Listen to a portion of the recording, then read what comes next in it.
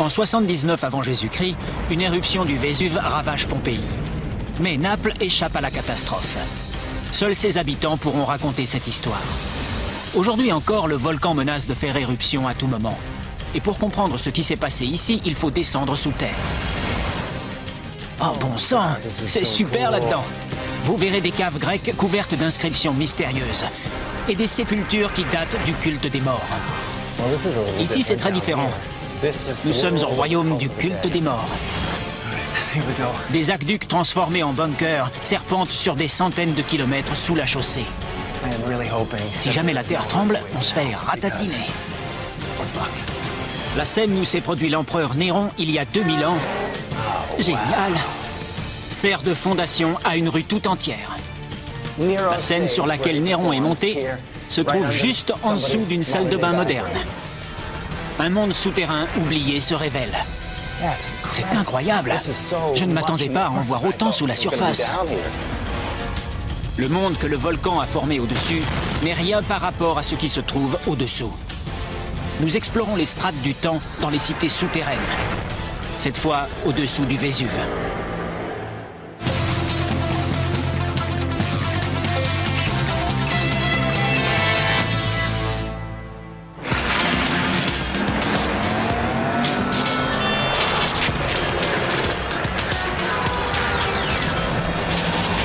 Je suis Don Whiteman. Je me trouve à Naples. Depuis des milliers d'années ici, les gens vivent sous la menace d'un volcan en activité. Mais le Vésuve lui-même ne représente qu'une partie du danger. Depuis des siècles, la mort plane au-dessus de cette cité. Elle a connu des éruptions volcaniques, des séismes, des coulées de boue, des épidémies de choléra et des invasions ennemies. Mais elle refuse de se laisser abattre. Paradoxalement, les laves du Vésuve qui ont enseveli la ville de Pompéi toute proche ont servi de fondation à la Naples moderne. Ce qui signifie que 2 millions d'habitants ne vivent pas sur le sol, mais sur de la roche volcanique.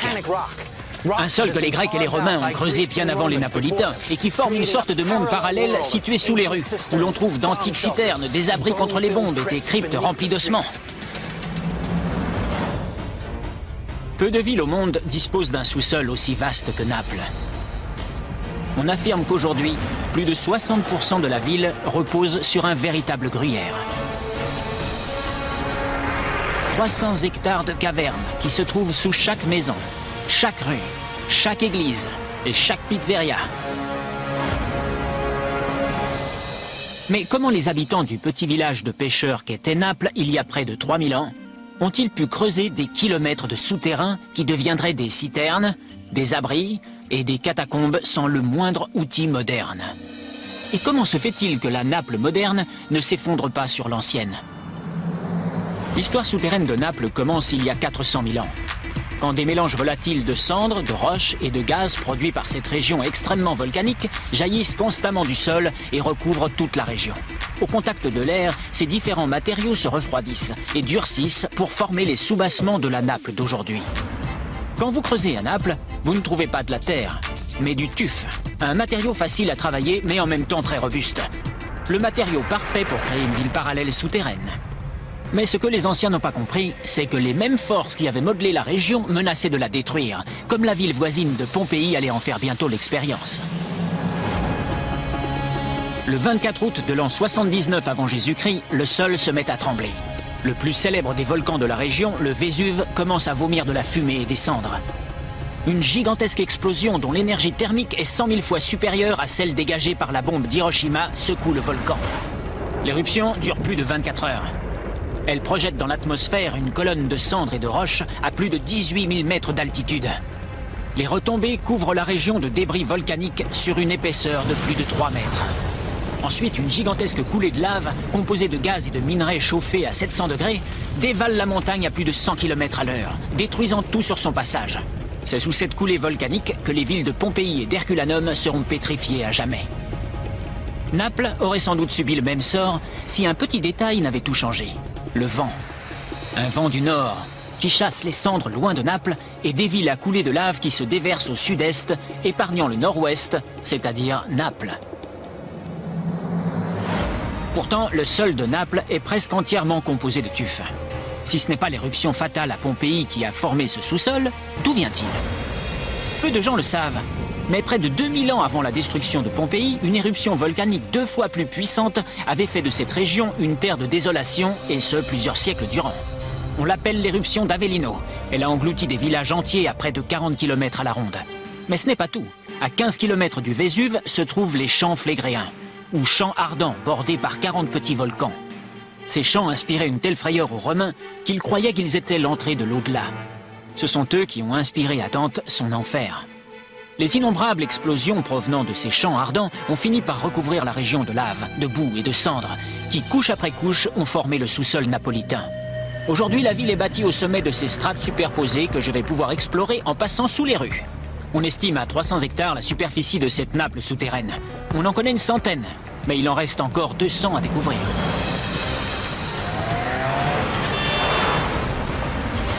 Ma première étape se trouve au centre de l'ancienne Naples, qui au IIIe siècle était l'emplacement d'un marché très actif. Mais où est passé ce marché? Il est aujourd'hui à 7 mètres au-dessous de la ville. Cette disparition s'explique par une autre terrible catastrophe. Mais cette fois, ce n'était pas un volcan, des cendres ou de la lave qui avait ravagé ce quartier. C'était une coulée de boue. Des coulées de boue aussi dévastatrices peuvent être provoquées par les eaux de pluie qui, en se mélangeant aux cendres volcaniques, créent une masse mouvante aussi lourde que du ciment, capable de tout détruire sur son passage. Comme à Pompéi, certains habitants de ce quartier au IIIe siècle ont pu s'enfuir. Les autres sont morts dans les rues. Ensuite, comme ils l'ont toujours fait, les habitants de Naples ont rebâti.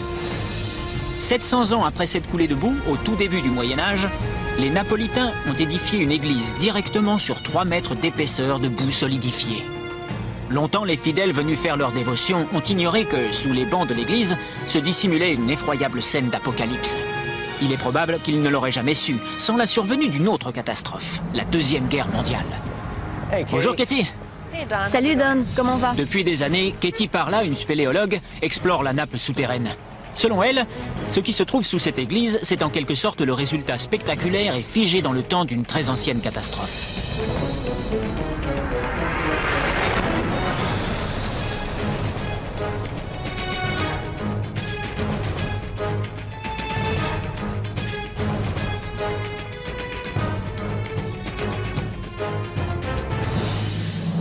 Ça alors, je ne m'attendais pas à découvrir des restes d'une telle ampleur.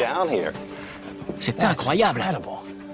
Cette cité disparue, enfouie sous l'église du XIIe siècle, se trouve à l'intersection de 2 artères principales. Il y a 1600 ans, vivait là tout un peuple qui ne se doutait pas que son monde serait brutalement effacé. Où sommes-nous? On est sur de la boue. Des quartiers entiers de la ville ont été littéralement engloutis sous des coulées de boue, ce qui explique qu'on est bâti sur des niveaux supérieurs. Ah, je comprends. Au-dessus de cette boue. Chose étrange, c'est cette boue qui a sauvé cette cité souterraine. Et de fait, la boue a si bien préservé les boutiques, les maisons et même les rues qu'on dirait que les Napolitains du IIIe siècle ne les ont jamais quittés. Voilà un des nombreux endroits de ce site qui sont répertoriés comme des Follonica. Follonica? Un lavoir et une teinturerie où l'on teignait la laine. L'ancêtre de nos pressings. Ça, c'est une boulangerie. Une laverie automatique, une boulangerie, pratique pour faire ses courses. On voit aussi les restes d'une banque, des étals de marchands et l'entaille dans la pierre servant à maintenir les grilles de fer qui protégeaient les échoppes durant la nuit. Si l'église avait été bâtie au-dessus de tout cela, comment a-t-on découvert l'existence de cette ancienne cité? Tout à fait par hasard. À la suite des bombardements intensifs de la Seconde Guerre mondiale, les fondations de l'église ont été très ébranlées. Pour sécuriser l'édifice, les ingénieurs ont dû creuser sous les fondations. Et durant les travaux d'excavation, ils sont tombés sur cette ancienne cité. Bon, faites-moi visiter. Ce que je vois là, c'est une rangée de magasins. Il s'agit d'une rue sous arcade, en fait. Oui, semblable à une rue commerçante de la Naples moderne.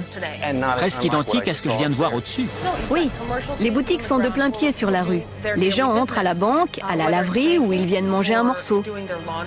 Dans tous les cas, ces commerces sont très accessibles car ils sont au niveau de la rue. Comme dans une ville moderne, les rues se coupent à angle droit. Le forum et le marché sont situés au cœur même de la cité. Mais ce plan d'urbanisme est loin d'être unique. D'autres cités romaines sont bâties de la même façon. C'était une preuve d'ordre et la marque d'une société évoluée. Il y a 60 ans, ce site était envahi par la boue.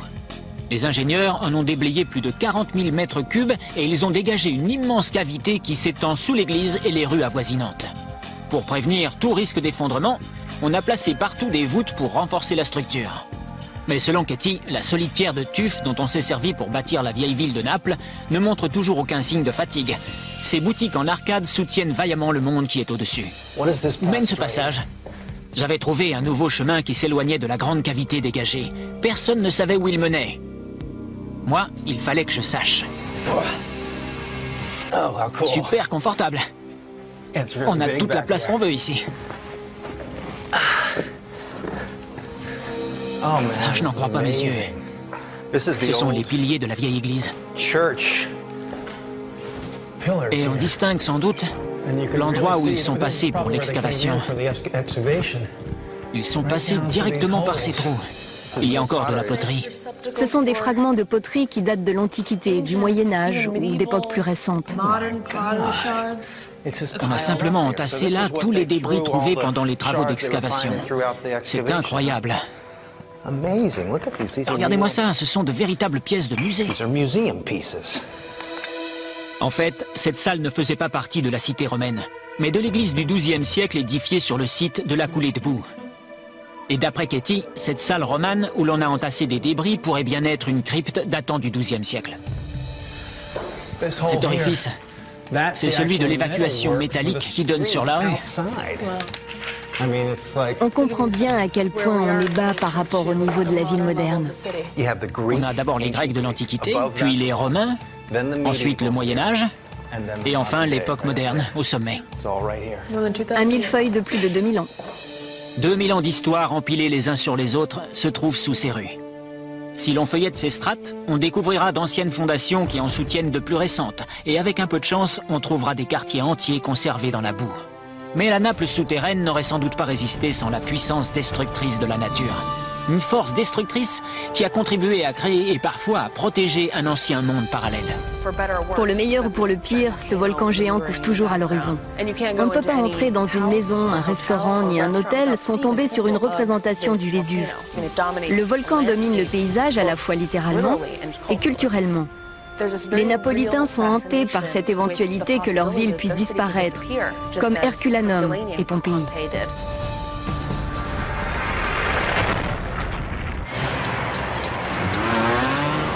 La Seconde Guerre mondiale a révélé l'existence de cet antique marché noyé sous une coulée de boue. Mais ce n'est pas tout. Des centaines de citernes et des kilomètres de souterrains datant des Grecs et des Romains ont été découverts par les habitants lorsque les bombes éventraient les rues et que les Napolitains cherchaient leur salut sous terre. C'est alors que les gens ont pu prendre la mesure de l'étendue de cette véritable ville sous la ville et qu'ils ont constaté que moins de la moitié de la Naples moderne était bâtie sur un sol ferme.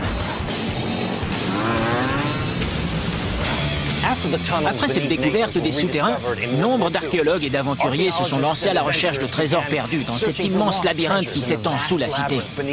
Mais une famille napolitaine les a tous battus de vitesse. En réparant des tuyaux qui fuyaient dans leur cave, ils ont découvert mieux qu'un trésor caché. Le lieu où se produisait l'un des plus célèbres empereurs romains. J'ai rendez-vous avec Enzo Albertini, un archéologue. Bonjour. Bonjour. Son assistante, Manila, me servira d'interprète. Il m'emmène dans un banal appartement. On a découvert récemment qu'il était situé directement au-dessus d'un théâtre antique. Il ne s'agit pas d'un théâtre quelconque, mais de l'un des plus connus où l'on a donné les plus célèbres représentations de l'histoire romaine. Alors, c'est ici? Oui. Depuis 4 siècles, des familles ont vécu juste au-dessus de ce théâtre oublié. On est dans un appartement situé au rez-de-chaussée? Oui, dans un logement napolitain banal.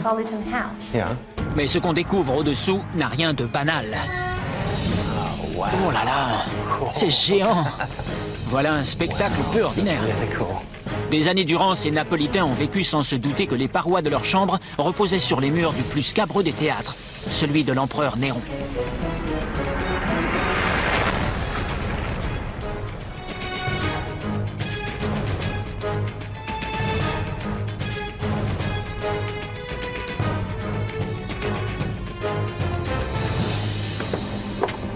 Ah, j'en reviens pas. Tout cela se trouvait là-dessous, tandis que la famille vivait tranquillement au-dessus. Oui, c'est lui qui a tout découvert. Mais ce qu'il a trouvé de plus important, c'est ce passage.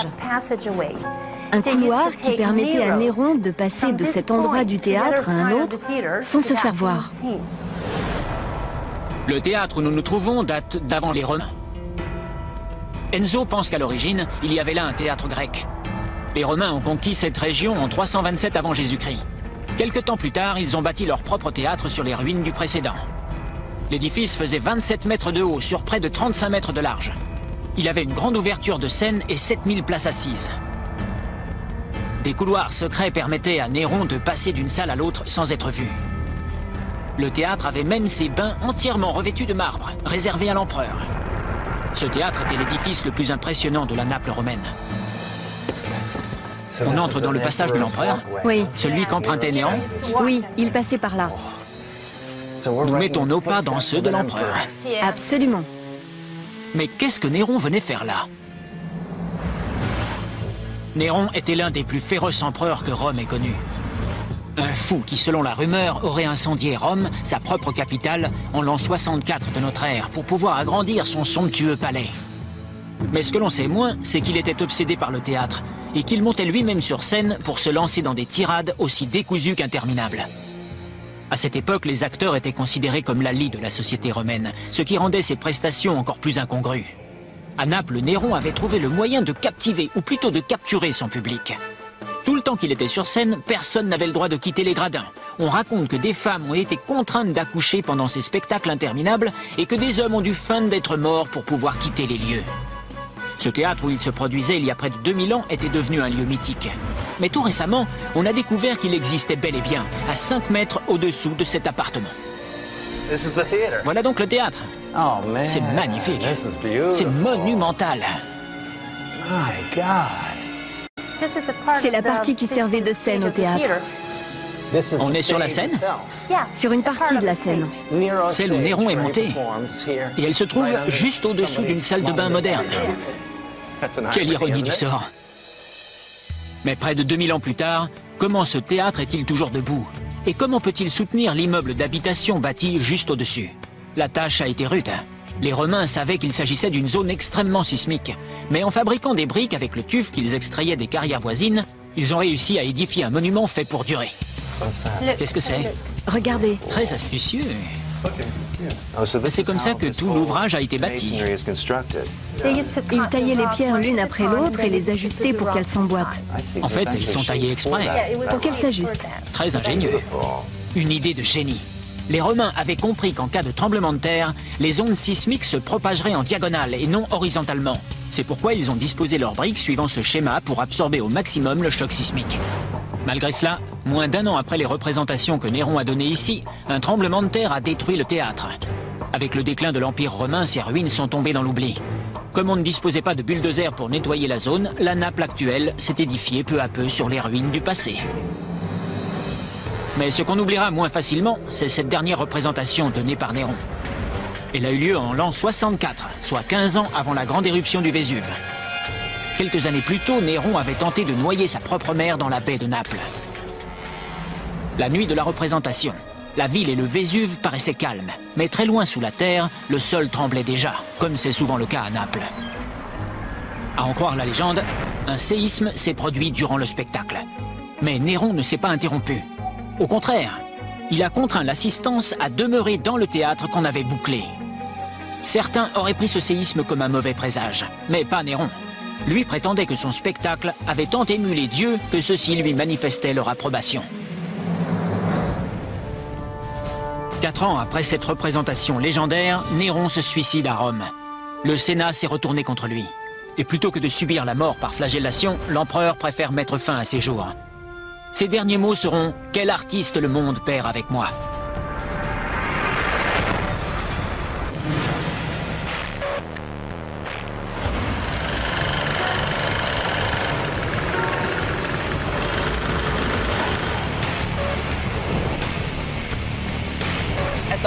Au plus fort de la Seconde Guerre mondiale, la ville de Naples est la cible privilégiée des bombardements alliés. Des bombardements massifs. Ce sera la ville la plus touchée d'Italie. La plupart des Napolitains connaissaient les légendes qui couraient sur la ville souterraine. Mais quand ils ont été forcés de se mettre à l'abri, ils ont redécouvert un monde disparu.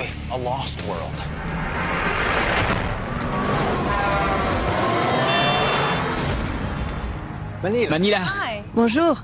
Je retrouve Manila qui va me servir de guide pour explorer les tout premiers souterrains de Naples.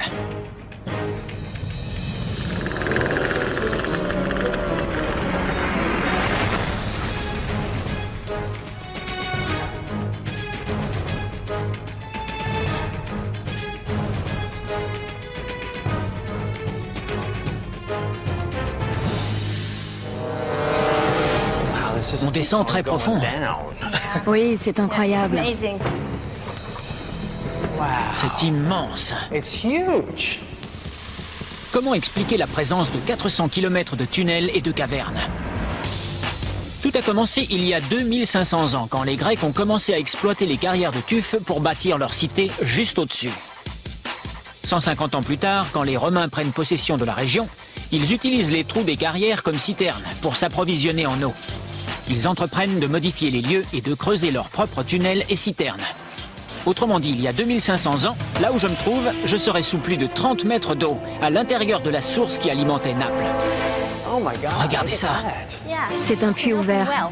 En fait, le puits dans lequel les gens faisaient descendre leur seau était aussi profond que ça. Oui. Si haut que ça? Oui.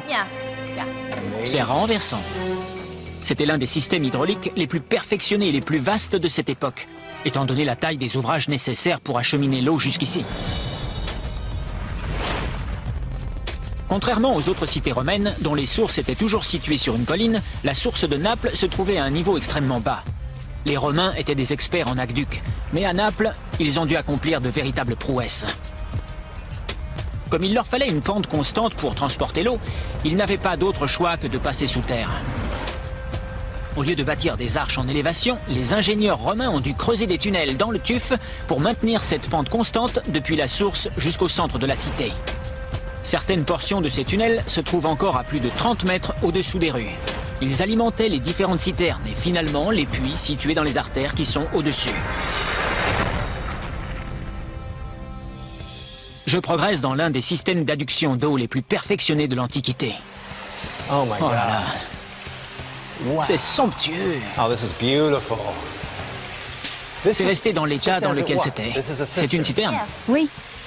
Mais la façon dont l'eau transportée par l'aqueduc se répartit de citerne en citerne est encore plus admirable. Les hydrauliciens le savaient. Plus la section de tunnel est petite, plus l'eau coule vite. Le travail quotidien de l'ouvrier spécialisé appelé pozzaro, l'équivalent de puisatier, consiste à s'assurer que les conduites sont libres et l'eau limpide. Sa fonction est capitale. Il y a près de 8000 puits à Naples. Tous les habitants s'abreuvant à la même source, la contamination peut avoir des résultats désastreux. En 1884, on a frôlé la catastrophe. Une épidémie de choléra a ravagé la ville et fait plus de 7000 victimes. Au bout de 2000 ans de service, on a fini par fermer ces canalisations. Elles resteront fermées jusqu'en 1943, quand les forces alliées débarquent dans la baie de Naples.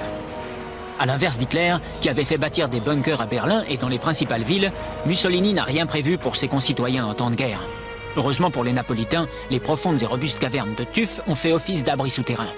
Quant aux trous des anciens puits, ils ont servi de ventilation. Mais quand la guerre éclate tout près, ces abris ne sont pas immédiatement logeables. Ils ont trouvé des amas de décombres de 12 mètres de haut. Mais ils n'ont pas pu tout évacuer. Ils ont tout repoussé plus bas.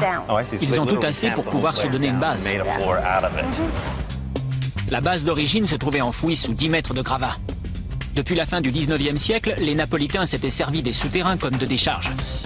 Et lorsque le régime fasciste de Mussolini décide de transformer ces anciens tunnels en abris souterrains, au lieu de débarrasser les lieux, les gens ont simplement écrasé les détritus et aplani la base du souterrain. Le premier raid aérien effectué par les Anglais a eu lieu en 1940. Durant plus de 2 ans, Naples subira des bombardements intensifs et ceci jusqu'à l'armistice. Sans cette antique cité souterraine, le nombre des morts aurait été ahurissant. Et ça, c'est quoi? Bonne question. C'est un graffiti. On voit 2 personnages. Ce cercle représente le monde et il y a écrit « Vinceremo », ce qui signifie « nous vaincrons ». À gauche, Hitler et à droite, Mussolini. Le moustachu et le chauve. C'est ça. Nous vaincrons. Raté. Heureusement. Aujourd'hui à Naples, on voit partout des traces de plus de 2500 ans d'histoire. What is this? Et ça, c'est quoi? Une autre conduite d'eau souterraine. Oh my God, Elle est it's so deep. incroyablement profonde. Si Manila a exploré ses souterrains de fond en comble, elle ne s'est jamais aventurée dans ce petit tunnel. Il fallait bien que je m'y risque. Ça sent pas la rose là-dedans. Une fois franchi un boyau très étroit, le passage continue à serpenter à droite et à gauche. Je rampe à 50 mètres sous les rues de Naples. C'est dément. Il fait sombre, c'est étroit et peu fréquenté. Ce passage mène absolument partout. C'est invraisemblable. Oh, ça c'est sympa. On dirait une petite citerne ou un truc de ce genre. L'eau devait jaillir par ici. Et en haut, il y a des appuis pour le Pozzaro qui lui permettaient de faire son travail.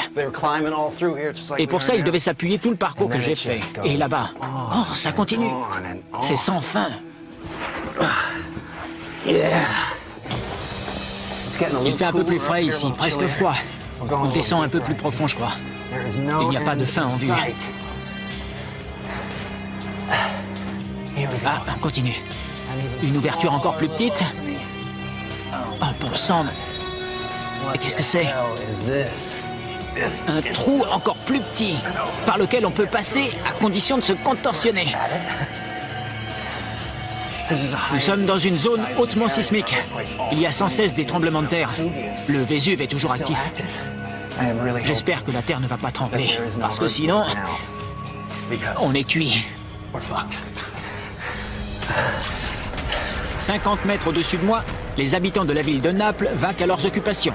Ils sont bien loin de se douter que j'erre dans un labyrinthe de tunnels, situé à près de 15 étages sous leurs pieds.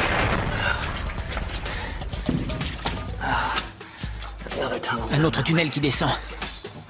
On y va. Ah, et voilà, un cul-de-sac. L'excavation s'est arrêtée là. Des gravats qui datent de la Deuxième Guerre mondiale. On va tâcher de retrouver la sortie. Cet immense labyrinthe souterrain composé d'aqueducs, transformé en abri souterrain de fortune, a sauvé la vie de nombreux Napolitains pendant la guerre.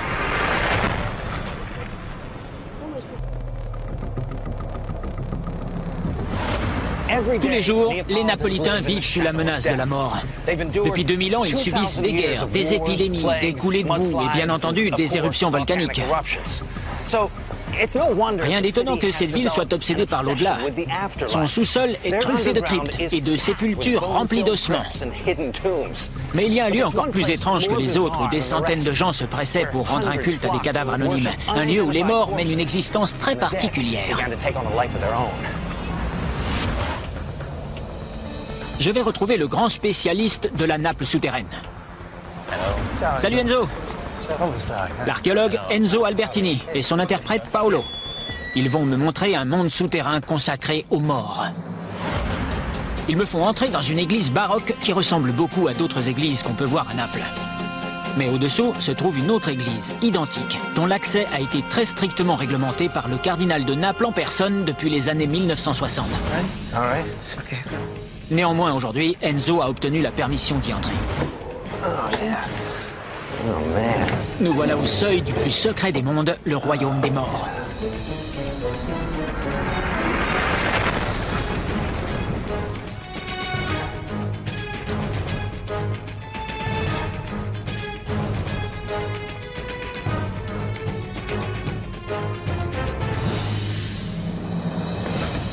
En effet, c'est complètement différent ici.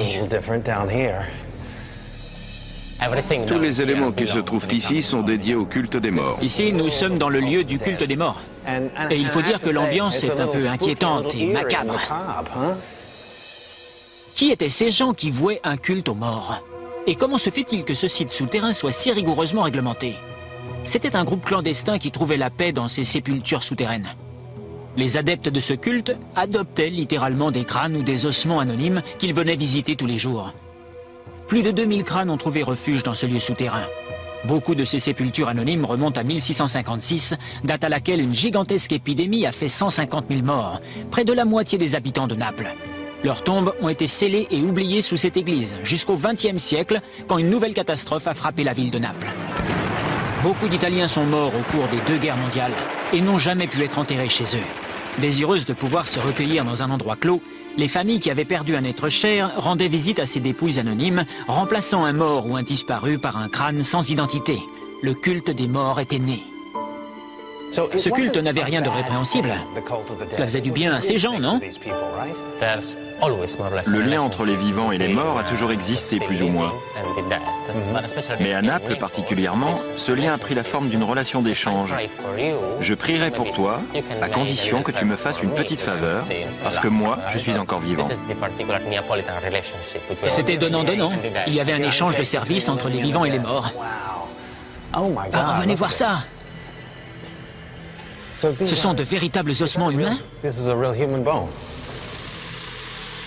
Ici, dans tous les coins, il y a des restes d'ossements. Les adeptes de ce culte les ont illuminés et ils ont laissé des offrandes.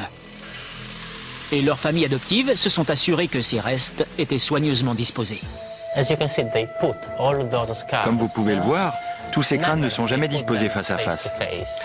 Parce que les vivants craignent qu'ils ne parlent entre eux de la personne qui les a adoptés, par exemple.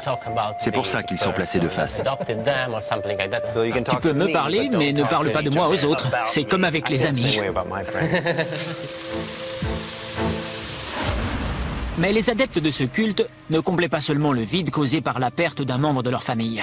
Ils croyaient que le fait d'adopter ces morts sans sépulture et de prier pour eux leur éviterait le purgatoire. Et qu'en échange, eux, les vivants, recevraient des faveurs de l'au-delà. Un squelette se différencie des autres. C'est Lucia? Oui, c'est Lucia. C'est comme ça qu'ils ont baptisé son crâne. Comme vous voyez, il est devenu plus célèbre que les autres. En effet, elle a droit à des montagnes de fleurs. Lucia était une jeune femme morte peu après son mariage. Les adeptes du culte lui ont fait don d'un voile et d'un sanctuaire dans la crypte souterraine, pour que même dans la mort, elle puisse vivre sans mariage à jamais. Lucia était devenue célèbre. Toutes les jeunes femmes désireuses de faire un bon mariage et de trouver le bon mari lui rendaient visite. Mais sa bonne influence allait bientôt cesser. Le cardinal a décrété qu'il s'agissait d'une pratique païenne et il interdit l'accès des lieux aux adeptes de ce culte.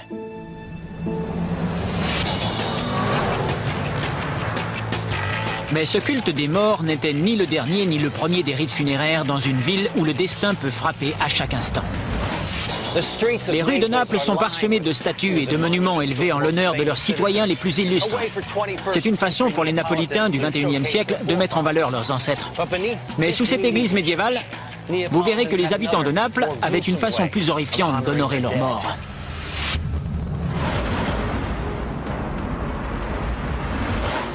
J'ai rendez-vous avec un archéologue, Giovanni Di Pasquale, et ma guide préférée, Katie Parla. Ils vont me conduire sous l'église, dans les anciennes catacombes de San Godioso. C'est magnifique. L'église où nous pénétrons date du XVIe siècle.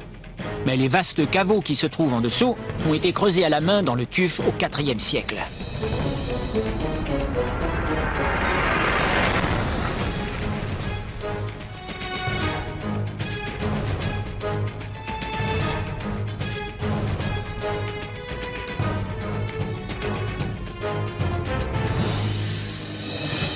Ah, c'est renversant.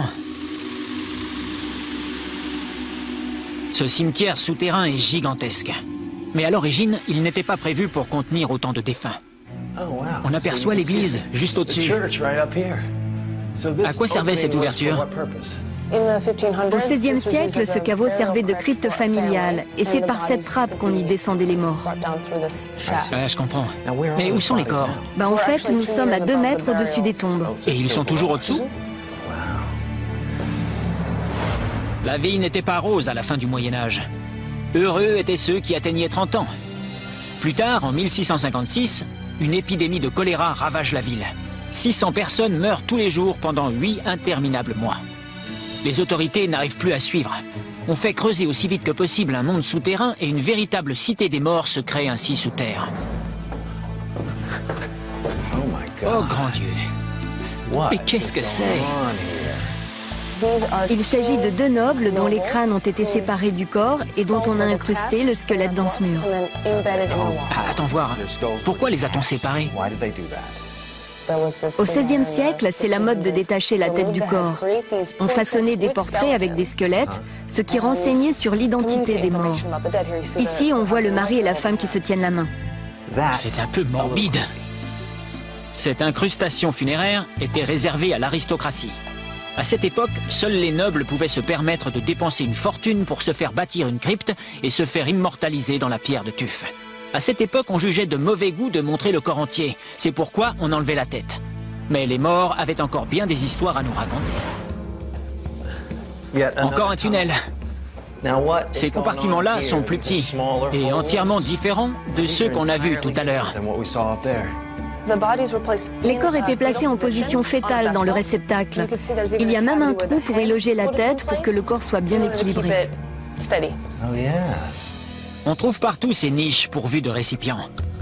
Les cadavres placés à l'intérieur s'y vidaient lentement de leurs humeurs. Mais ce procédé était réservé aux nobles, car il coûtait fort cher et durait très longtemps. Plus bizarre encore, des gens chargés de surveiller les opérations pressaient les corps pour vider les cadavres de leurs liquides organiques. On leur remontait les genoux sur la poitrine pour accélérer le processus. Cette pratique étrange a perduré jusqu'au début du XXe siècle, époque à laquelle cette galerie souterraine de squelettes a été scellée. On l'a oubliée sous la chaussée.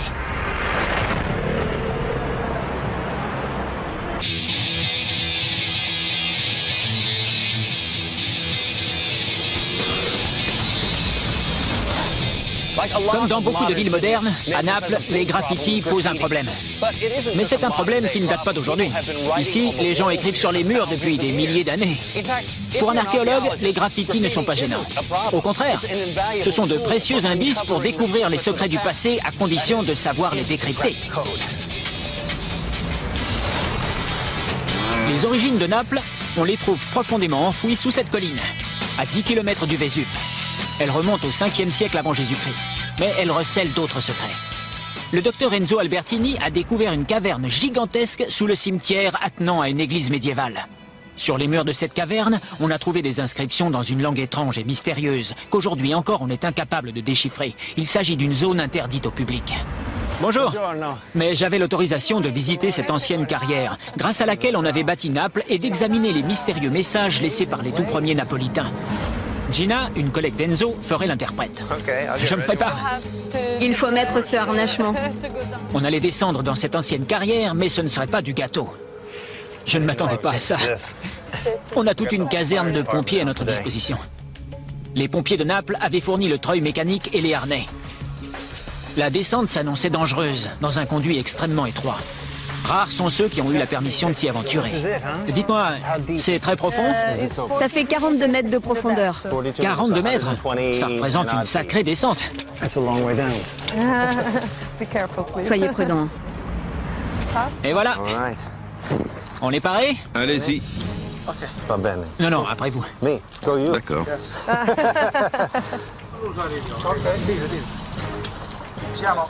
Entendu?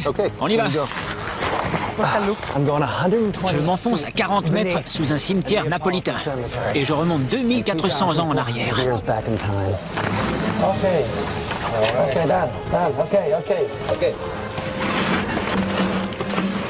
C'est vraiment très étroit. Nous descendons vers le 5e siècle avant Jésus-Christ. Les tout premiers chantiers de l'antique Néapolis se trouvent juste sous mes pieds.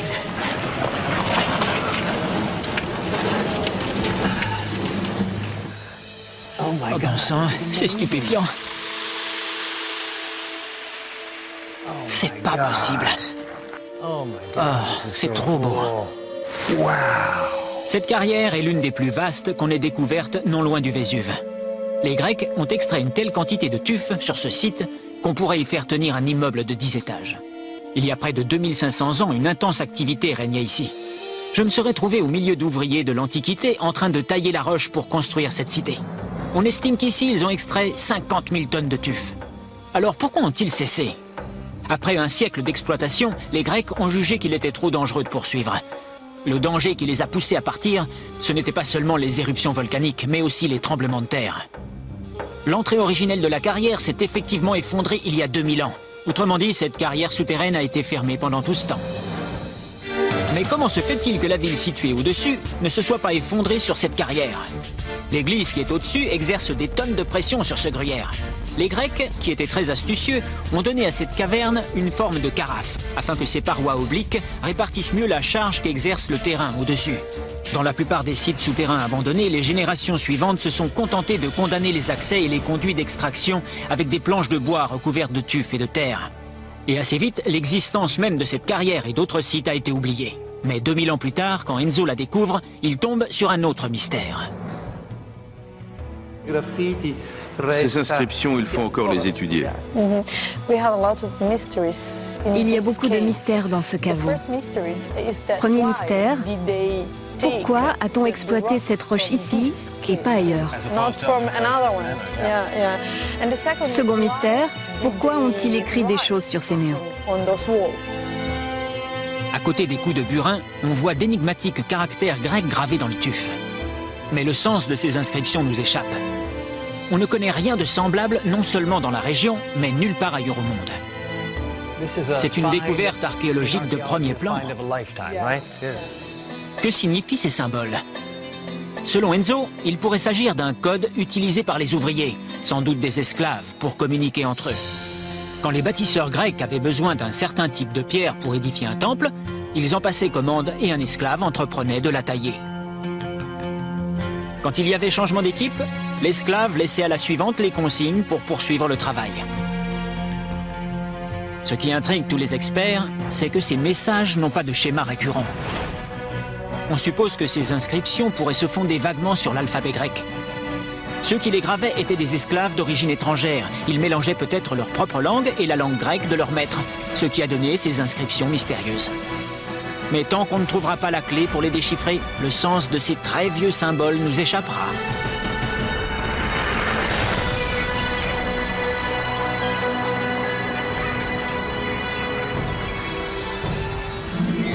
Il y a des millions d'années, ce sont de prodigieuses forces souterraines qui ont façonné le site de Naples.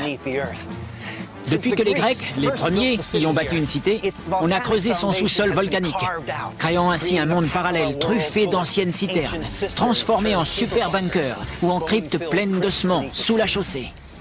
Autrement dit, ici, partout où vous marchez, vous foulez le passé. Mais aujourd'hui, les mêmes forces qui ont créé Naples menacent de faire disparaître 2500 ans de son histoire, sans en laisser de traces. Les Napolitains vous répondront que c'est le prix à payer quand on a la chance de vivre. En 79 avant Jésus-Christ, une éruption du Vésuve ravage Pompéi. Mais Naples échappe à la catastrophe. Seuls ses habitants pourront raconter cette histoire. Aujourd'hui encore, le volcan menace de faire éruption à tout moment.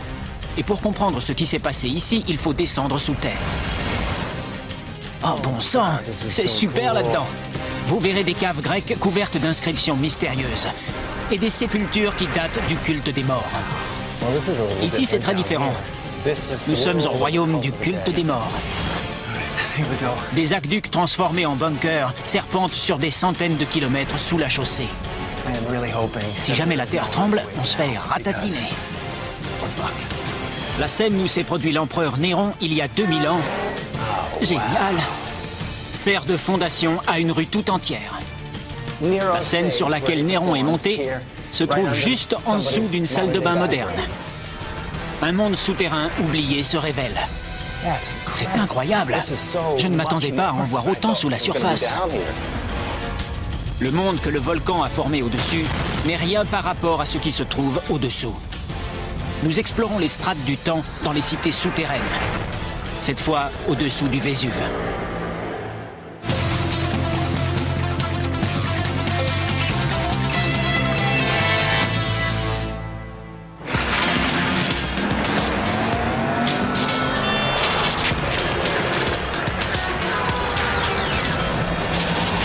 Je suis Don Whiteman. Je me trouve à Naples. Depuis des milliers d'années ici, les gens vivent sous la menace d'un volcan en activité. Mais le Vésuve lui-même ne représente qu'une partie du danger. Depuis des siècles, la mort plane au-dessus de cette cité. Elle a connu des éruptions volcaniques, des séismes, des coulées de boue, des épidémies de choléra et des invasions ennemies. Mais elle refuse de se laisser abattre. Paradoxalement, les laves du Vésuve qui ont enseveli la ville de Pompéi toute proche ont servi de fondation à la Naples moderne. Ce qui signifie que 2 millions d'habitants ne vivent pas sur le sol, mais sur de la roche volcanique. Un sol que les Grecs et les Romains ont creusé bien avant les Napolitains et qui forme une sorte de monde parallèle situé sous les rues, où l'on trouve d'antiques citernes, des abris contre les bombes et des cryptes remplies d'ossements. Peu de villes au monde disposent d'un sous-sol aussi vaste que Naples.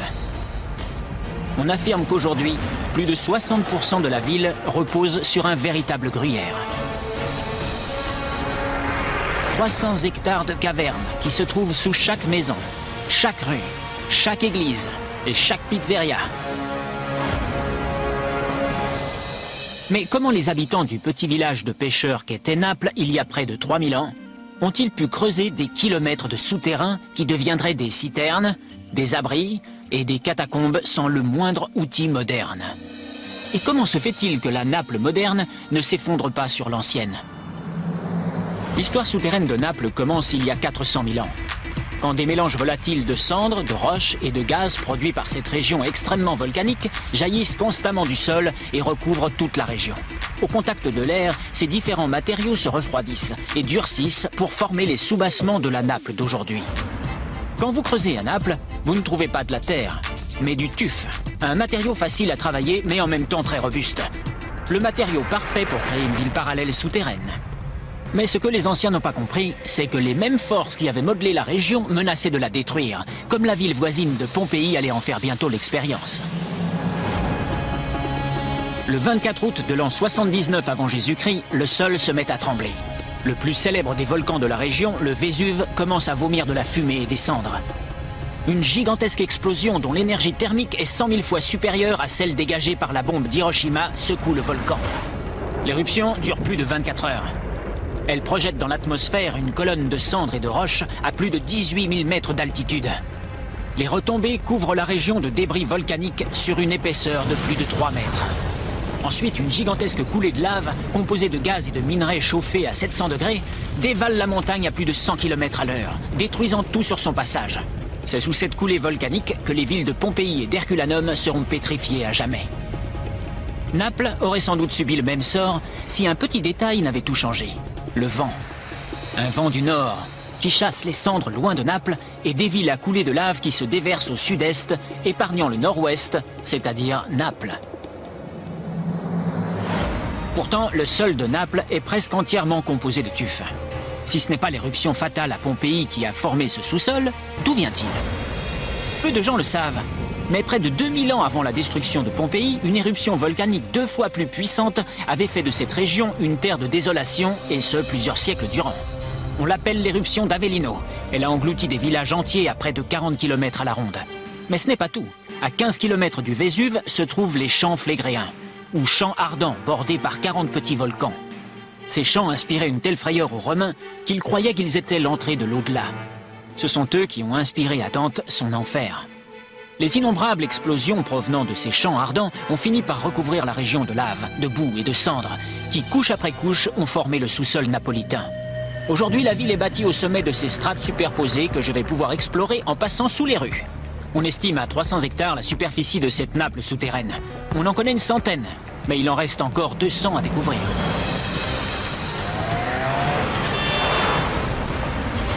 Ma première étape se trouve au centre de l'ancienne Naples, qui au IIIe siècle était l'emplacement d'un marché très actif. Mais où est passé ce marché? Il est aujourd'hui à 7 mètres au-dessous de la ville. Cette disparition s'explique par une autre terrible catastrophe. Mais cette fois, ce n'était pas un volcan, des cendres ou de la lave qui avait ravagé ce quartier. C'était une coulée de boue. Des coulées de boue aussi dévastatrices peuvent être provoquées par les eaux de pluie qui, en se mélangeant aux cendres volcaniques, créent une masse mouvante aussi lourde que du ciment, capable de tout détruire sur son passage. Comme à Pompéi, certains habitants de ce quartier au IIIe siècle ont pu s'enfuir. Les autres sont morts dans les rues. Ensuite, comme ils l'ont toujours fait, les habitants de Naples ont rebâti. 700 ans après cette coulée de boue, au tout début du Moyen-Âge, les Napolitains ont édifié une église directement sur 3 mètres d'épaisseur de boue solidifiée. Longtemps, les fidèles venus faire leur dévotion ont ignoré que, sous les bancs de l'église, se dissimulait une effroyable scène d'apocalypse. Il est probable qu'ils ne l'auraient jamais su, sans la survenue d'une autre catastrophe, la Deuxième Guerre mondiale. Bonjour Katie. Salut Don, comment va? Depuis des années, Katie part à être oubliée. On est dans un appartement situé au rez-de-chaussée. Oui, dans un logement napolitain banal. Mais ce qu'on découvre au-dessous n'a rien de banal. Oh là là, c'est géant. Voilà un spectacle peu ordinaire. Des années durant, ces Napolitains ont vécu sans se douter que les parois de leur chambre reposaient sur les murs du plus scabreux des théâtres, celui de l'empereur Néron.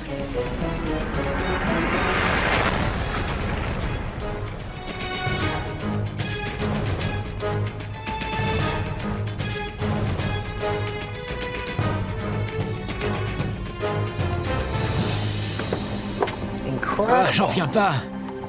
Tout cela se trouvait là-dessous, tandis que la famille vivait tranquillement au-dessus. Oui, c'est lui qui a tout découvert. Mais ce qu'il a trouvé de plus important, c'est ce passage. Un couloir qui permettait à Néron de passer de cet endroit du théâtre à un autre sans se faire voir. Le théâtre où nous nous trouvons date d'avant les Romains. Enzo pense qu'à l'origine, il y avait là un théâtre grec. Les Romains ont conquis cette région en 327 avant Jésus-Christ. Quelque temps plus tard, ils ont bâti leur propre théâtre sur les ruines du précédent. L'édifice faisait 27 mètres de haut sur près de 35 mètres de large. Il avait une grande ouverture de scène et 7000 places assises. Des couloirs secrets permettaient à Néron de passer d'une salle à l'autre sans être vu. Le théâtre avait même ses bains entièrement revêtus de marbre, réservés à l'empereur. Ce théâtre était l'édifice le plus impressionnant de la Naples romaine. On entre dans le passage de l'empereur? Oui. Celui qu'empruntait Néron? Oui, il passait par là. Nous mettons nos pas dans ceux de l'empereur. Absolument. Mais qu'est-ce que Néron venait faire là? Néron était l'un des plus féroces empereurs que Rome ait connu. Un fou qui, selon la rumeur, aurait incendié Rome, sa propre capitale, en l'an 64 de notre ère, pour pouvoir agrandir son somptueux palais. Mais ce que l'on sait moins, c'est qu'il était obsédé par le théâtre, et qu'il montait lui-même sur scène pour se lancer dans des tirades aussi décousues qu'interminables. À cette époque, les acteurs étaient considérés comme la lie de la société romaine, ce qui rendait ses prestations encore plus incongrues. À Naples, Néron avait trouvé le moyen de captiver, ou plutôt de capturer son public. Tout le temps qu'il était sur scène, personne n'avait le droit de quitter les gradins. On raconte que des femmes ont été contraintes d'accoucher pendant ces spectacles interminables et que des hommes ont dû feindre d'être morts pour pouvoir quitter les lieux. Ce théâtre où il se produisait il y a près de 2000 ans était devenu un lieu mythique. Mais tout récemment, on a découvert qu'il existait bel et bien, à 5 mètres au-dessous de cet appartement. Voilà donc le théâtre. C'est magnifique. C'est monumental. C'est la partie qui servait de scène au théâtre. On est sur la scène? Sur une partie de la scène. Celle où Néron est monté. Et elle se trouve juste au-dessous d'une salle de bain moderne. Quelle ironie du sort. Mais près de 2000 ans plus tard, comment ce théâtre est-il toujours debout? Et comment peut-il soutenir l'immeuble d'habitation bâti juste au-dessus? La tâche a été rude. Les Romains savaient qu'il s'agissait d'une zone extrêmement sismique. Mais en fabriquant des briques avec le tuf qu'ils extrayaient des carrières voisines, ils ont réussi à édifier un monument fait pour durer. Qu'est-ce que c'est? Regardez. Très astucieux. C'est comme ça que tout l'ouvrage a été bâti. Ils taillaient les pierres l'une après l'autre et les ajustaient pour qu'elles s'emboîtent. En fait, ils sont taillés exprès. Pour qu'elles s'ajustent. Très ingénieux. Une idée de génie. Les Romains avaient compris qu'en cas de tremblement de terre, les ondes sismiques se propageraient en diagonale et non horizontalement. C'est pourquoi ils ont disposé leurs briques suivant ce schéma pour absorber au maximum le choc sismique. Malgré cela, moins d'un an après les représentations que Néron a données ici, un tremblement de terre a détruit le théâtre. Avec le déclin de l'Empire romain, ces ruines sont tombées dans l'oubli. Comme on ne disposait pas de bulldozer pour nettoyer la zone, la Naples actuelle s'est édifiée peu à peu sur les ruines du passé. Mais ce qu'on oubliera moins facilement, c'est cette dernière représentation donnée par Néron. Elle a eu lieu en l'an 64, soit 15 ans avant la grande éruption du Vésuve. Quelques années plus tôt, Néron avait tenté de noyer sa propre mère dans la baie de Naples. La nuit de la représentation, La ville et le Vésuve paraissaient calmes, mais très loin sous la terre, le sol tremblait déjà, comme c'est souvent le cas à Naples. À en croire la légende, un séisme s'est produit durant le spectacle. Mais Néron ne s'est pas interrompu. Au contraire, il a contraint l'assistance à demeurer dans le théâtre qu'on avait bouclé. Certains auraient pris ce séisme comme un mauvais présage, mais pas Néron. Lui prétendait que son spectacle avait tant ému les dieux que ceux-ci lui manifestaient leur approbation. 4 ans après cette représentation légendaire, Néron se suicide à Rome. Le Sénat s'est retourné contre lui. Et plutôt que de subir la mort par flagellation, l'empereur préfère mettre fin à ses jours. Ses derniers mots seront « Quel artiste le monde perd avec moi ?»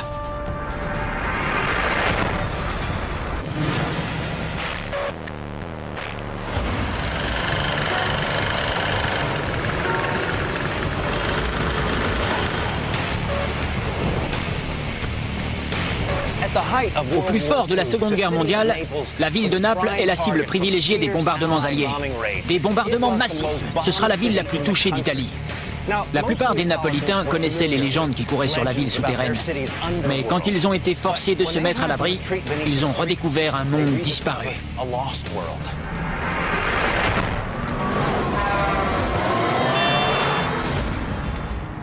Manila. Bonjour. Je retrouve Manila qui va me servir de guide pour explorer les tout premiers souterrains de Naples.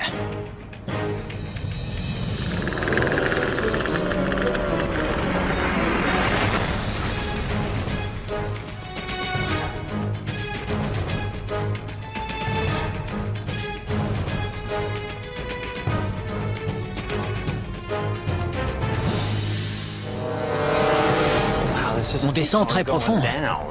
Oui, c'est incroyable. C'est immense. Comment expliquer la présence de 400 km de tunnels et de cavernes? Tout a commencé il y a 2500 ans, quand les Grecs ont commencé à exploiter les carrières de tuf pour bâtir leur cité juste au-dessus. 150 ans plus tard, quand les Romains prennent possession de la région, ils utilisent les trous des carrières comme citernes pour s'approvisionner en eau. Ils entreprennent de modifier les lieux et de creuser leurs propres tunnels et citernes. Autrement dit, il y a 2500 ans, là où je me trouve, je serais sous plus de 30 mètres d'eau, à l'intérieur de la source qui alimentait Naples. Regardez ça. C'est un puits ouvert. En fait, le puits dans lequel les gens faisaient descendre leur seau était aussi profond que ça. Oui. Si haut que ça? Oui. C'est renversant. C'était l'un des systèmes hydrauliques les plus perfectionnés et les plus vastes de cette époque, étant donné la taille des ouvrages nécessaires pour acheminer l'eau jusqu'ici. Contrairement aux autres cités romaines, dont les sources étaient toujours situées sur une colline, la source de Naples se trouvait à un niveau extrêmement bas. Les Romains étaient des experts en aqueducs, mais à Naples, ils ont dû accomplir de véritables prouesses.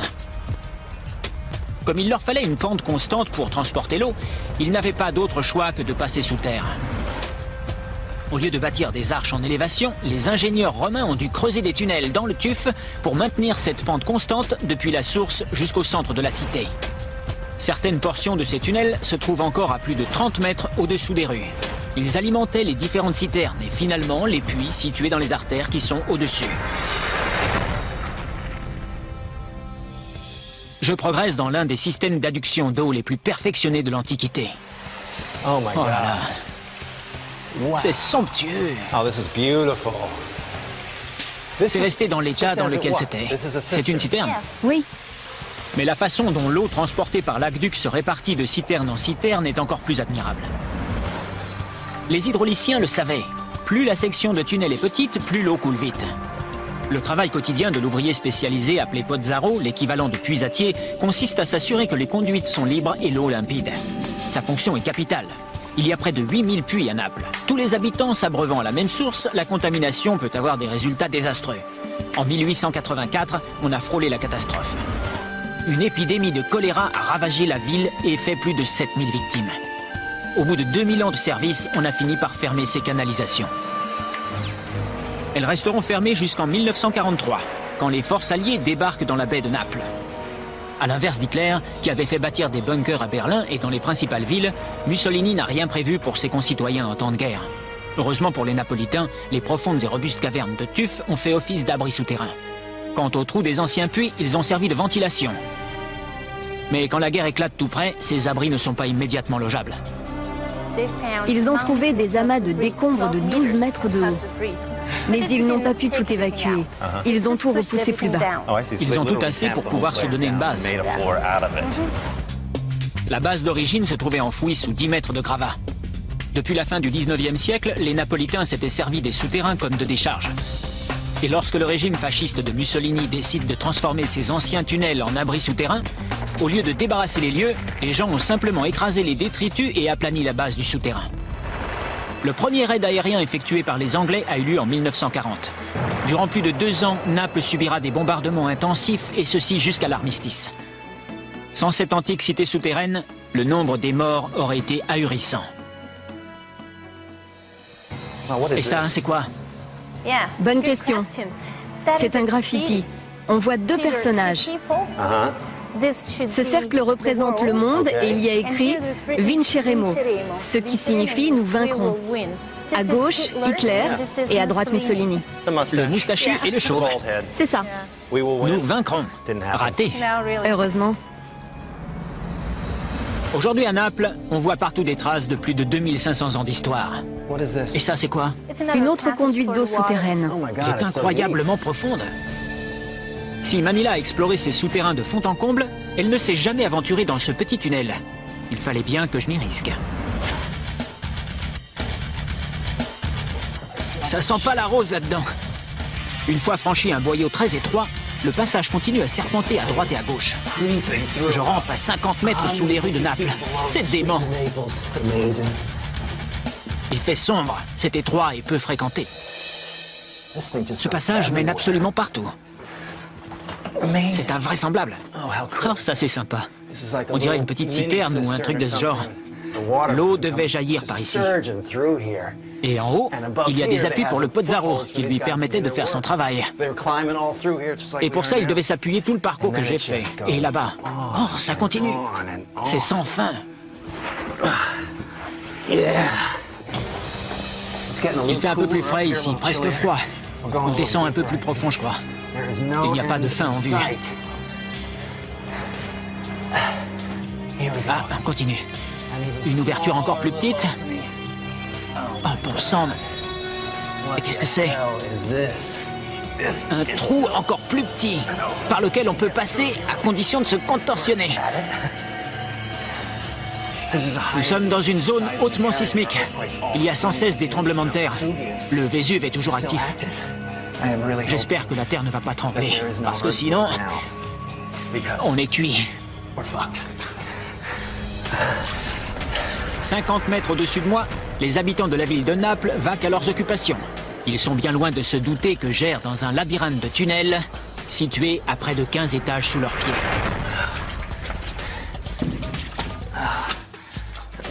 Un autre tunnel qui descend. On y va. Ah, et voilà. Un cul-de-sac. L'excavation s'est arrêtée là. Des gravats qui datent de la Deuxième Guerre mondiale. On va tâcher de retrouver la sortie. Cet immense labyrinthe souterrain composé d'aqueducs, transformé en abri souterrain de fortune, a sauvé la vie de nombreux Napolitains pendant la guerre.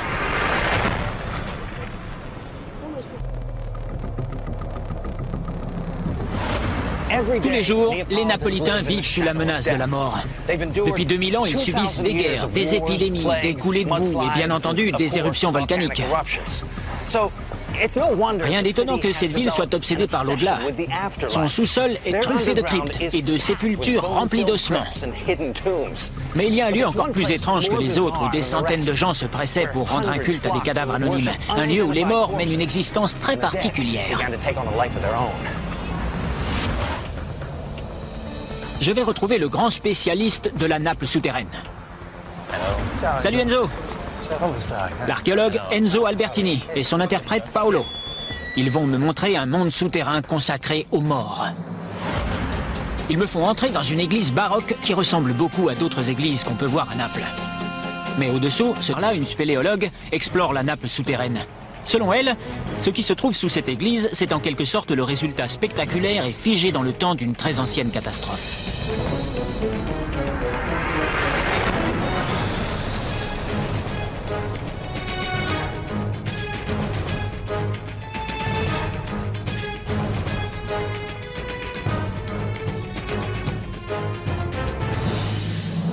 Ça alors, je ne m'attendais pas à découvrir des restes d'une telle ampleur. C'est incroyable. Cette cité disparue, enfouie sous l'église du XIIe siècle, se trouve à l'intersection de deux artères principales. Il y a 1600 ans, vivait là tout un peuple qui ne se doutait pas que son monde serait brutalement effacé. Où sommes-nous? On est sur de la boue. Des quartiers entiers de la ville ont été littéralement engloutis sous des coulées de boue, ce qui explique qu'on est bâti sur des niveaux supérieurs. Ah, je comprends. Au-dessus de cette boue. Chose étrange, c'est cette boue qui a sauvé cette cité souterraine. Et de fait, la boue a si bien préservé les boutiques, les maisons et même les rues qu'on dirait que les Napolitains du IIIe siècle ne les ont jamais quittées. Voilà un des nombreux endroits de ce site qui sont répertoriés comme des Follonica. Follonica, Un lavoir et une teinturerie où l'on teignait la laine. l'ancêtre de nos pressings. Ça, c'est une boulangerie. Une laverie automatique, une boulangerie, pratique pour faire ses courses. On voit aussi les restes d'une banque, des étals de marchands et l'entaille dans la pierre servant à maintenir les grilles de fer qui protégeaient les échoppes durant la nuit. Si l'église avait été bâtie au-dessus de tout cela, comment a-t-on découvert l'existence de cette ancienne cité? Tout à fait par hasard. À la suite des bombardements intensifs de la Seconde Guerre mondiale, les fondations de l'église ont été très ébranlées. Pour sécuriser l'édifice, les ingénieurs ont dû creuser sous les fondations. Et durant les travaux d'excavation, ils sont tombés sur cette ancienne cité. Bon, faites-moi visiter. Ce que je vois là, c'est une rangée de magasins. Il s'agit d'une rue sous arcade, en fait. Oui, semblable à une rue commerçante de la Naples moderne. Presque identique à ce que je viens de voir au-dessus. Oui, les boutiques sont de plein pied sur la rue. Les gens entrent à la banque, à la laverie où ils viennent manger un morceau. Dans tous les cas, ces commerces sont très accessibles car ils sont au niveau de la rue. Comme dans une ville moderne, les rues se coupent à angle droit. Le forum et le marché sont situés au cœur même de la cité. Mais ce plan d'urbanisme est loin d'être unique. D'autres cités romaines sont bâties de la même façon. C'était une preuve d'ordre et la marque d'une société évoluée. Il y a 60 ans, ce site était envahi par la boue. Les ingénieurs en ont déblayé plus de 40 000 mètres cubes et ils ont dégagé une immense cavité qui s'étend sous l'église et les rues avoisinantes. Pour prévenir tout risque d'effondrement, on a placé partout des voûtes pour renforcer la structure. Mais selon Katie, la solide pierre de tuf dont on s'est servi pour bâtir la vieille ville de Naples ne montre toujours aucun signe de fatigue. Ces boutiques en arcade soutiennent vaillamment le monde qui est au-dessus. Où mène ce passage? J'avais trouvé un nouveau chemin qui s'éloignait de la grande cavité dégagée. Personne ne savait où il menait. Moi, il fallait que je sache. Super confortable. On a toute la place qu'on veut ici. Ah, je n'en crois pas mes yeux. Ce sont les piliers de la vieille église. Et on distingue sans doute l'endroit où ils sont passés pour l'excavation. Ils sont passés directement par ces trous. Il y a encore de la poterie. Ce sont des fragments de poterie qui datent de l'Antiquité, du Moyen-Âge ou d'époques plus récentes. On a simplement entassé là tous les débris trouvés pendant les travaux d'excavation. C'est incroyable. Regardez-moi ça, ce sont de véritables pièces de musée. En fait, cette salle ne faisait pas partie de la cité romaine, mais de l'église du XIIe siècle édifiée sur le site de la coulée de boue. Et d'après Katie, cette salle romane où l'on a entassé des débris pourrait bien être une crypte datant du XIIe siècle. Cet orifice, c'est celui de l'évacuation métallique qui donne sur la rue. On comprend bien à quel point on est bas par rapport au niveau de la ville moderne. On a d'abord les Grecs de l'Antiquité, puis les Romains, ensuite le Moyen-Âge, et enfin l'époque moderne, au sommet. Un millefeuille de plus de 2000 ans. 2000 ans d'histoire empilés les uns sur les autres se trouvent sous ces rues. Si l'on feuillette ces strates, on découvrira d'anciennes fondations qui en soutiennent de plus récentes, et avec un peu de chance, on trouvera des quartiers entiers conservés dans la boue. Mais la Naples souterraine n'aurait sans doute pas résisté sans la puissance destructrice de la nature. Une force destructrice qui a contribué à créer et parfois à protéger un ancien monde parallèle. Pour le meilleur ou pour le pire, ce volcan géant couvre toujours à l'horizon. On ne peut pas entrer dans une maison, un restaurant ni un hôtel sans tomber sur une représentation du Vésuve. Le volcan domine le paysage à la fois littéralement et culturellement. Les Napolitains sont hantés par cette éventualité que leur ville puisse disparaître, comme Herculanum et Pompéi.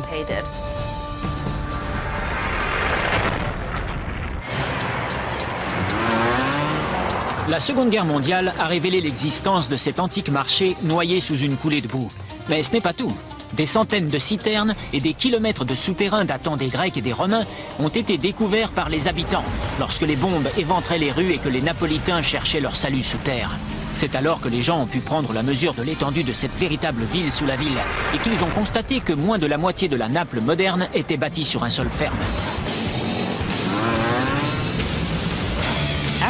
Après cette découverte des souterrains, nombre d'archéologues et d'aventuriers se sont lancés à la recherche de trésors perdus dans cet immense labyrinthe qui s'étend sous la cité. Mais une famille napolitaine les a tous battus de vitesse. En réparant des tuyaux qui fuyaient dans leur cave, ils ont découvert mieux qu'un trésor caché. Le lieu où se produisait l'un des plus célèbres empereurs romains. J'ai rendez-vous avec Enzo Albertini, un archéologue. Bonjour. Bonjour. Son assistante, Manila, me servira d'interprète. Il m'emmène dans un banal appartement.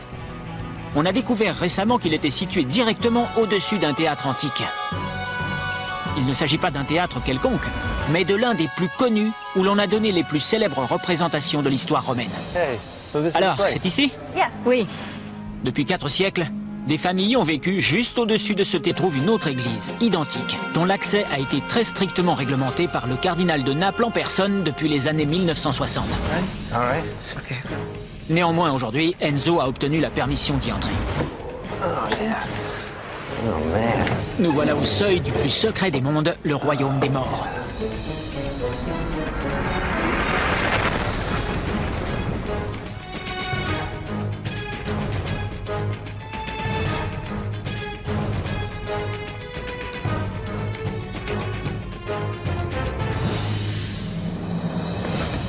En effet, c'est complètement différent ici. Tous les éléments qui se trouvent ici sont dédiés au culte des morts. Ici, nous sommes dans le lieu du culte des morts. Et il faut dire que l'ambiance est un peu inquiétante et macabre. Qui étaient ces gens qui vouaient un culte aux morts? Et comment se fait-il que ce site souterrain soit si rigoureusement réglementé? C'était un groupe clandestin qui trouvait la paix dans ces sépultures souterraines. Les adeptes de ce culte adoptaient littéralement des crânes ou des ossements anonymes qu'ils venaient visiter tous les jours.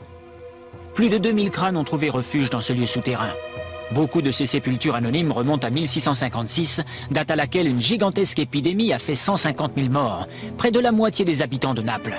Leurs tombes ont été scellées et oubliées sous cette église, jusqu'au XXe siècle, quand une nouvelle catastrophe a frappé la ville de Naples.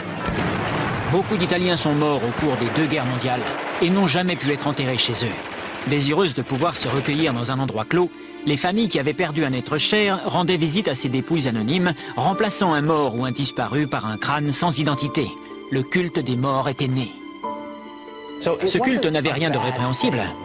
Cela faisait du bien à ces gens, non? Le lien entre les vivants et les morts a toujours existé, plus ou moins. Mais à Naples particulièrement, ce lien a pris la forme d'une relation d'échange.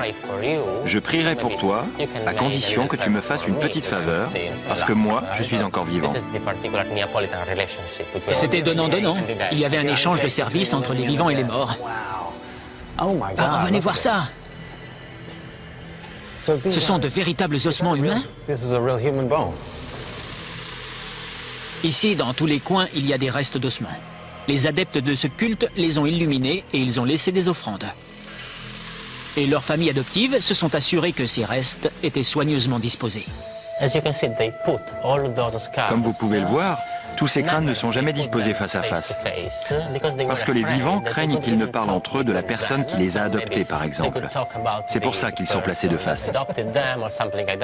Tu peux me parler, mais ne parle pas de moi aux autres. C'est comme avec les amis.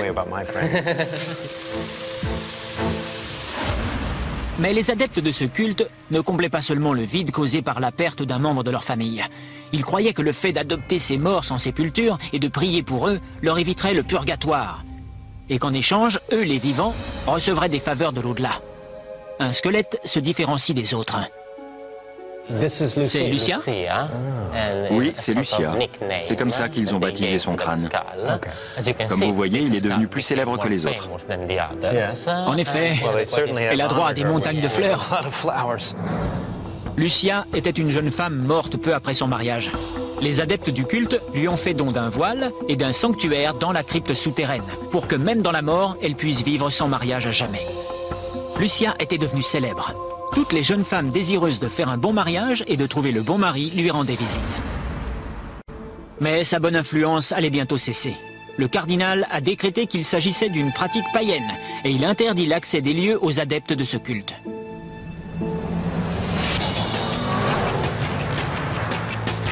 Mais ce culte des morts n'était ni le dernier ni le premier des rites funéraires dans une ville où le destin peut frapper à chaque instant. Les rues de Naples sont parsemées de statues et de monuments élevés en l'honneur de leurs citoyens les plus illustres. C'est une façon pour les Napolitains du XXIe siècle de mettre en valeur leurs ancêtres. Mais sous cette église médiévale, vous verrez que les habitants de Naples avaient une façon plus horrifiante d'honorer leurs morts.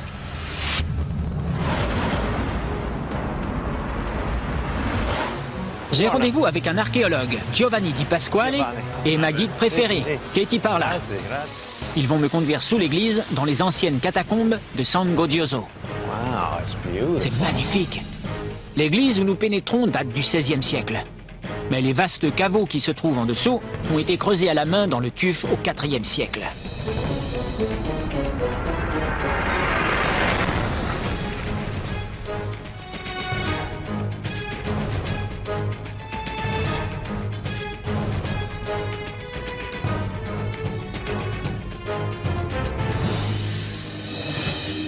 Ah, c'est renversant. Ce cimetière souterrain est gigantesque.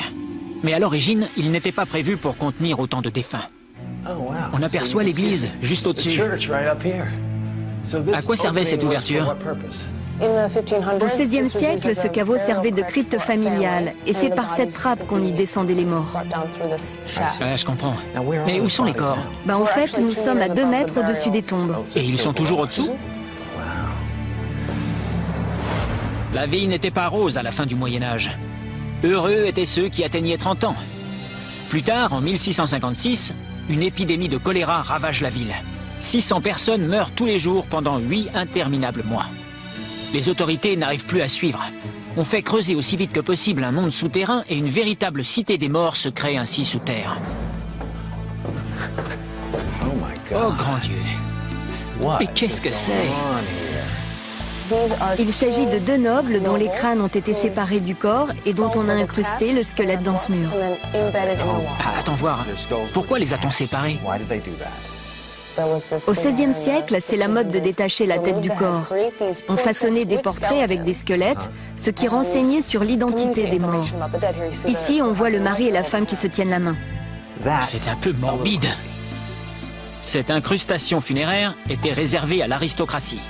À cette époque, seuls les nobles pouvaient se permettre de dépenser une fortune pour se faire bâtir une crypte et se faire immortaliser dans la pierre de tuf. À cette époque, on jugeait de mauvais goût de montrer le corps entier. C'est pourquoi on enlevait la tête. Mais les morts avaient encore bien des histoires à nous raconter. Encore un tunnel. Ces compartiments